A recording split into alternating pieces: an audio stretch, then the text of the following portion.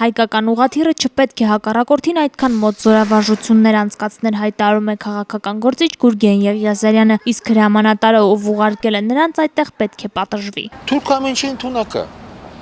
Թուրքեն սրիկանը, որ այսօր նույնիսկ մեր զոհված մարտիկների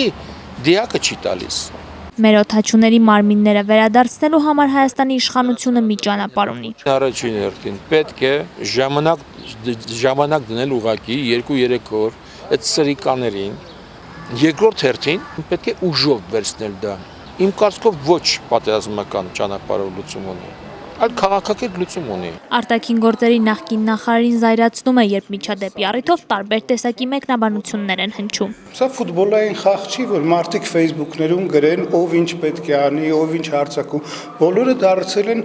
ռազմական ստրատեգներ, սա պենալ չխփել չի, որ ասես ես լինեի ավելի լավ կխփեի։ Ըստ նրա բանակն ավելի լավ գիտի ինչ անել։ Մենք ունենք մարտունակ բանակ, որը ղեկավարվում է պրոֆեսիոնալների կողմից եւ իրենք գիտեն ինչպես պատասխան տան։ Իսկ նոյեմբերի 12-ին խոցված հայկական ուղղաթիռի ու դրա անձնակազմի ճակատագրերը դեռևս մնում են անհայտ։ Միջազգային կառույցները շարունակում են բանակցությունները։ Որ Կարմիր խաչ միջազգային կոմիտեն առաջարկել է եւ շարունակում է պատրաստական լինել կատարելու իր դերը որպես անկախ միջնորդ եւ այս դեպքի պարզաբանման ուղղությամբ կատարել նաեւ հանձնարարությունը վիրավորների կամ մահացածների հայրենադարձման։ ԵԱՀԿ գործող նախագահի անձնական ներկայացուցիչ դեսպան Անդրեյ Կասպերշիկը Արցախում էր, սակայն նրա միջնորդությունն էլ օգուտ չտվեց։ Մեր այդ հաշվի չեն նստում։ Մենք մեր արտաքին քաղաքականությամբ